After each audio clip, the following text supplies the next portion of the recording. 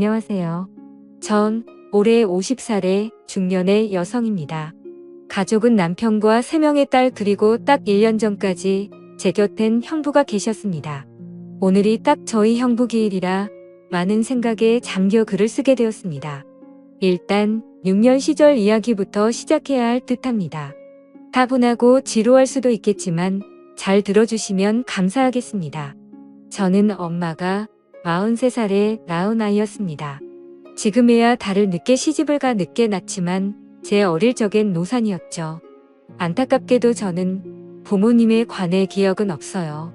심장 쪽이 약했던 엄마는 저를 낳자마자 잘못되셔서 돌아가셨고 아버지께서는 저를 친할머니 도움을 받아 2살 정도까지 키우시다가 재혼하셨는데 재혼한 상대 여성분께는 저와 24살 더울의 딸이 있었죠. 그때도 전 어렸을 적이라 기억이 잘 나지 않지만 재혼 후 2년 정도는 그럭저럭 잘 살았다고 해요. 2년 후 새 엄마가 갑작스럽게 유방암 진단을 받고 1년 정도 항암 치료를 하며 투병하시던 중 돌아가셨어요. 설상가상으로 친할머니까지 돌아가시고 아버지께 새 여자가 생기면서 저를 언니한테 떠맡기다시피 하셨대요. 그때 언니는 28살이었고 결혼을 앞두고 있는 상태였어요. 언니의 뱃속에는 아이가 있었는데 제 조카랑 저랑은 5살 차이밖에 나질 않았어요. 언니는 아직 어린 저를 보며 뱃속에 아이가 생각났다고 해요. 그래서 모른 채 할 수 없었다고 그리고 언니는 저를 데리고 형부에게 가서 이 아이도 내 딸이라며 사정을 이야기했고 처음에 형부는 당황하더니 당연히 당신 동생이면 내 동생이고 당신 딸이면 내 딸이야 우리 같이 잘 키워보자 했다고 하네요. 전 그렇게 언니와 함께 살게 되었고 조카와 자매처럼 같이 자라게 되었습니다. 동네 시장에서 형부와 과일 장사를 했던 저희 언니는 주변에서도 인풋이 좋아 소문이 자자했고 저에 관한 사정을 알게 된 이웃상 인분들이 젊은 사람이 참 착하다며 이것저것 반찬과 고기들을 싸주셨다고 해요. 때문에 저희 언니는 항상 장사를 마치고 집으로 올 때 한가득 먹거리를 들고 오곤 했죠. 형부와 언니가 밖에서 돈을 벌어 오는 동안 저는 학교 끝나고 어린이집에서 조카를 데려와 같이 그림 그리기도 하고 인형 놀이를 하며 놀고 있으면 향긋한 과일 냄새를 풍기고 들어오던 언니가 기억이 많이 납니다. 제 조카는 저를 언니 부르며 잘 따랐어요. 언니를 닮아 예쁘고 애교도 많아서 형부의 사랑을 많이 받았죠. 아직도 조카를 쳐다보며 행복해 하던 이제 다시는 볼 수 없는 형부의 미소가 잊혀지질 않네요. 전 그렇게 어린 시절을 사랑이 넘치는 언니의 가족들과 행복하게 보냈지요. 그런데 제가 15살 되던 해에 저의 인생을 뒤집어버린 비극이 찾아왔어요. 온 식구가 해돋이를 보러 다녀오던 중 차가 비탈길에 미끄러져 도로를 벗어나 전복되는 사고가 난 것이었습니다. 이 사고로 인해서 저의 언니와 조카는 목숨을 잃었고 저와 형부는 가까스로 생명을 건질 수 있었습니다. 의식을 차린 후 의사 선생님께 들었는데 운전하셨던 형부는 약간의 골절과 타박상만 있었고 제 언니와 조카 그리고 제가 많이 다쳤었다고 셋 다 피를 너무 많이 흘려 수혈이 필요했는데 언니와 조카는 형부와 혈액형이 달라 수혈이 불가능했고 불행 중 다행인지 나와 형부의 혈액형이 같아서 의식에 있던 형부가 제게 수혈을 해줘 저를 구할 수 있었고 언니와 조카는 운명을 달리하고 말았다고 했습니다.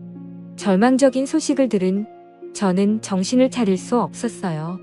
언니와 조카의 모습을 다시 볼 수 없다니 정말 하늘이 무너지는 줄 알았습니다. 형부도 아내와 자식을 잃은 충격에 한동안 말도 못하고 정신을 못 차리고 넋이 나갔었죠. 원래도 무뚝뚝한 사람이긴 했지만 사랑하는 사람들을 잃으니 표정이 싹 사라진 정말 시체 같았어요. 가족을 잃어보지 않으신 분들은 아마 감히 모르실 겁니다. 숨도 못 쉴 정도의 아픔과 고통을 처음으로 체험했어요. 역시 태어나기 전까지 정신과 치료를 동반하며 회복하기까지 시간이 많이 필요했고 조금씩 정신이 들 때쯤 형부의 병실을 매일 찾아갔어요. 시간이 흘러 형부가 먼저 퇴원을 하고 뒤늦게 퇴원을 한 제가 집으로 돌아갔을 때 저는 병학을 금치 못했습니다. 집안은 말 그대로 엉망이었어요. 사람의 온기는 온데간데였고 여기저기 놓여진 술병과 쓰레기들 술 냄새에 찌들어 잠든 형부의 덥수룩한 수염 정말 패인이 따로 없더군요. 제가 집으로 들어오자 형부는 이야기를 하며 저를 한 번 쓱 쳐다보고는 다시 자리에 눕는데 그 눈빛은 마치 자신도 죽여달라는 눈빛이었어요. 집으로 돌아온 저는 집안 곳곳 널린 쓰레기들과 술병을 치우고 그동안 쌓여있던 빨래들과 설거지 등 집안 청소를 싹 한우만기를 시키고 저녁을 준비했죠. 저녁 준비가 다 되자 자고 있던 형부를 깨워 식탁 뒤에 마주보고 앉아 오랜만에 같이 식사를 했습니다. 분명 갓 지은 밥과 계란 후라이인데 그렇게 차가울 수가 없었어요. 그 차가운 공기를 빼고 제가 먼저 말을 했죠.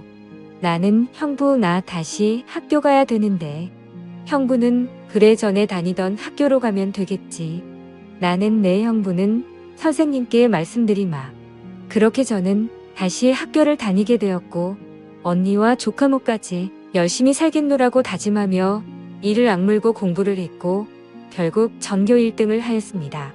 그러나 형부는 많은 시간이 필요해 보였어요. 학교를 마치고 집에 오면 항상 같은 자리에 누워있는 형부, 그리고 형부를 보호하듯 주위를 둘러싸고 있는 빈 술병들. 학교가 끝나면 집에 와 널브러진 술병과 쓰레기를 치우고 저녁을 준비하는 저의 학교 후 일과는 항상 똑같았습니다. 그렇게 1년 반 정도의 세월이 흘러가고 고등학교 진학을 앞둘 무렵 저의 반담임 선생님께서 대개 특성화 고등학교에 관한 이야기를 하시며 학부모님과 상의를 하고 싶으니 형부를 모시고 오라고 이야기하셨고 저는 부푼 가슴을 안고 집으로 돌아갔습니다. 그러나 여전히 같은 자리에 있는 형부가 술병들 순간 무언가 잘못되었구나 싶더라고요. 그러면서 언니와 조카 대신 제가 살았다는 자책감은 절 헤어나올 수 없는 절망으로 내몰았습니다. 저는 그 자리에 주저앉아 서럽게 울기 시작했어요. 제 울음소리를 들은 형부가 잠에서 깨어 쟤를 발견하고는 나왔니? 라고 하시더라고요. 저는 울부짖었어요. 나는 잘못했어요. 형부 제가 살아서 죄송해요. 언니랑 조카 목까지 같이 있게 살려고 했는데 이제는 한계예요. 미칠 것 같아요. 그러게 왜 절 구하셨어요? 왜 나 같은 걸 구해서 힘들어해요? 그냥 그때 언니와 조카랑 같이 죽게 냅두지. 그냥 죽을 걸 그랬어. 이야기하며 베란다 난간으로 올라가는 나를 보곤 형부가 달려와 뒤에서 꼭 끌어안고 말씀하셨어요. 형부는 미안하다. 내가 너무 괴로워서 그랬어. 내 와이프랑 딸 생각하면 미칠 것 같아서.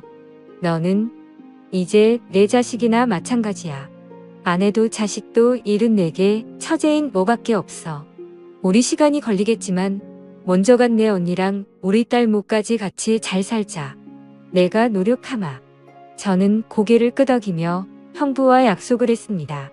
하늘에서 지켜보는 언니와 조카에게 부끄럽지 않게 열심히 행복하게 잘 살아보자고요.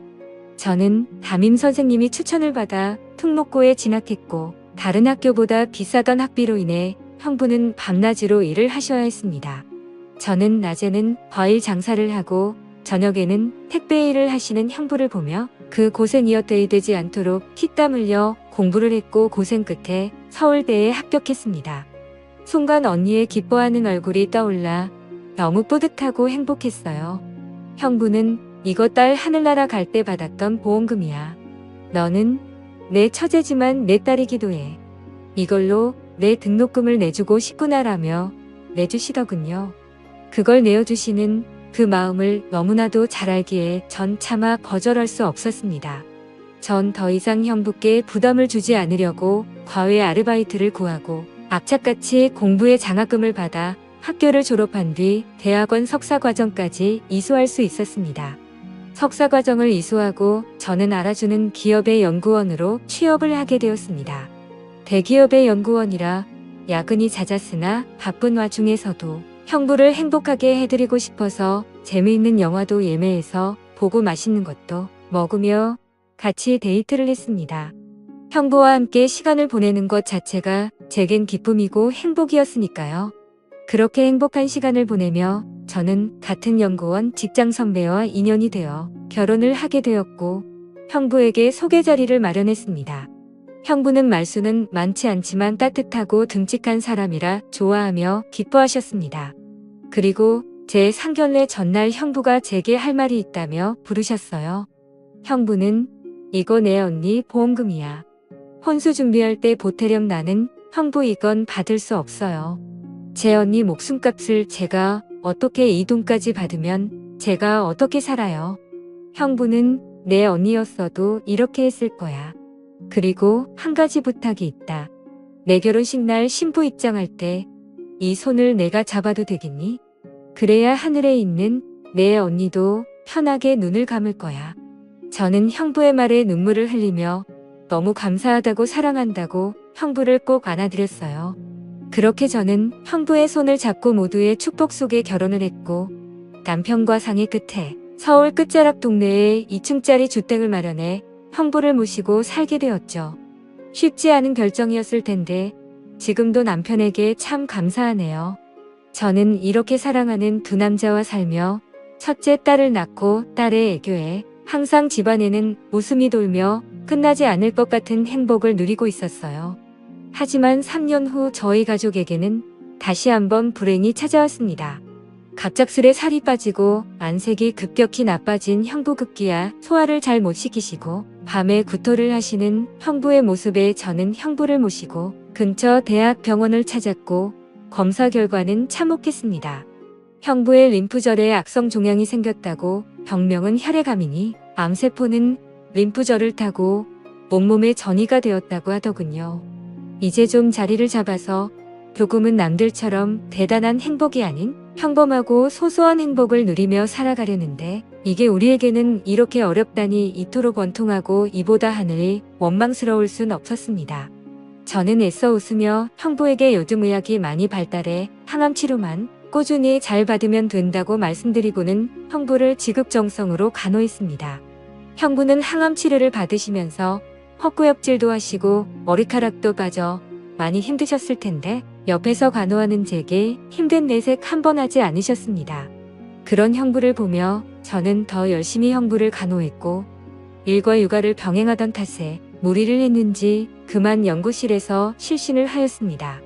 눈을 떠보니 새하얀 병실아 과로를 했구나 생각하며 일어나려는데 의사가 한 말은 뜻밖이었습니다. 의사는 축하드려요. 임신입니다. 임신 12주 되셨고요. 쌍둥이네요. 충분한 휴식과 영양분 섭취하셔야 합니다. 뱃속에 있는 아이들에겐 미안했지만 저는 너무 혼란스러웠어요. 하필 지금 이 상황에 임신이라니 마냥 기뻐할 수 없는 이 현실에 가슴이 먹먹해 눈물만 흘렸죠.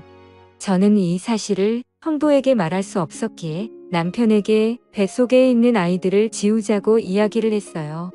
남편은 그저 말없이 눈물만 흘렸죠. 그리고 다음날 저녁 형부의 항암 치료가 있는 날이라 저는 퇴근을 하고 죽을 사서 병원으로 형부를 보러 갔어요. 형부는 많이 수척했지만 환한 미소로 저를 반겨주셨고 저는 형부 식사 아직 안 하셨죠. 사온 따끈따끈한 죽과 반찬거리를 꺼내기 시작했어요. 그런데 형부가 제 앞에 아기 벤의 쩌고리를 내놓으시는 게 아니겠어요. 저는 너무 놀라 형부를 쳐다보았습니다. 형부는 내 남편 시켜서 샀다. 아직 둘 다 성별을 몰라서 하얀색으로 샀는데 마음에 들지 모르겠구나. 저는 죄스러운 마음에 울먹이며 나는 형부 미안해요. 라고 했습니다. 형부는 내가 왜 미안해. 나는 이렇게 좋은 소식을 들을 수 있어서 지금 너무 기쁜 걸 건강하게 출산해서 내게 꼭 안겨주려무나. 형부는 자책하는 제 손을 꼭 잡아주며 말씀하셨고 저는 형부를 붙들고 눈물을 왈칵 쏟았습니다. 저는 남편과 상의하여 휴직계를 내고 육아와 간병에 전념하기로 했습니다. 낮에 아이를 유치원에 보내고 형부가 있는 병원으로 갔습니다. 그런 날을 보는 형부는 홀몸도 아닌데 병실에 찾아오지 않아도 된다고 말씀하셨으나 저는 이것조차 못하면 제가 죽을 것 같다고 말씀드렸습니다. 형부는 태교도 못하는 저에게 미안하다며 병원 휴게실에서 이야기책과 잡지를 들고 오셔서 아름다운 풍경 사진도 보여주시고 재밌는 이야기도 들려주셨어요. 형부와 같이 사진을 보며 신혼여행도 제주도로 가서 한 번도 외국 여행을 가본 적이 없다는 형부를 꼭 모시고 가리라 다짐을 했었는데 저의 출산이 임박함과 동시에 형부의 상태는 악화되어 갔습니다. 횡행머리 가죽만 남은 뼈에 분만실에 들어가기 전 다른 산모들은 건강한 아이를 낳도록 기도하는 시간에 저는 출산을 하고 나왔을 때 형부가 살아계신 것을 기도했습니다. 그리고 저는 건강한 여아들을 출산했습니다. 병실로 옮겨진 저는 곧바로 형부에게 전화를 했습니다. 아직도 그날의 기억이 생생하네요. 다시는 형부의 목소리를 들을 수 없을 것 같아 어찌나 마음이 조마조마하던지 형부는 다행히 전화를 받으셨습니다. 형부는 고생했다며 누구보다 기뻐하셨고 저도 부푼 마음으로 아이들을 형부에게 보여줄 생각에 회복에 힘을 썼습니다. 다행히도 우리 어린 공주들은 건강에 아무 문제가 없었고 저 또한 빠르게 회복했습니다. 저는 남편과 아이들을 데리고 형부의 병실을 찾아갔어요. 형부는 아이들을 보며 너무 예쁘다고 수고했다고 말하며 한없이 행복해 하셨습니다. 하지만 저희가 왔다 간 다음 날부터 형부의 상태가 급격히 악화되었고 의사 선생님께서는 마음의 준비를 하라고 말씀하셨습니다.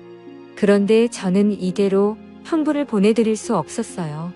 정말 억장이 무너져 내렸습니다. 며칠이 흘러 형부가 저희를 먼저 병실로 부르셨어요. 저희 가족을 한번 울어본 형부는 엷은 미소를 띠며 좋은 추억만 만들어줘서 고맙다고 너무 행복했다고 세상에 미련이 남지 않는다며 제 손을 잡아주시고는 이제 그만 내 언니가 있는 곳으로 보내주려는 하라고 하시는데 저는 형부의 진심에 목이 메어 하염없이 눈물을 흘렸습니다. 그리고 그날 저녁 1년 전 오늘 나의 형부는 그렇게 눈을 감으셨고 그 모습은 그렇게 평온해 보일 수 없었습니다.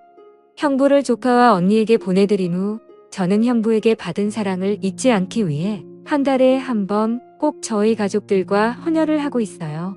앞으로도 베풀면서 열심히 살겠습니다. 지금까지 제 사연을 들어주셔서 감사합니다.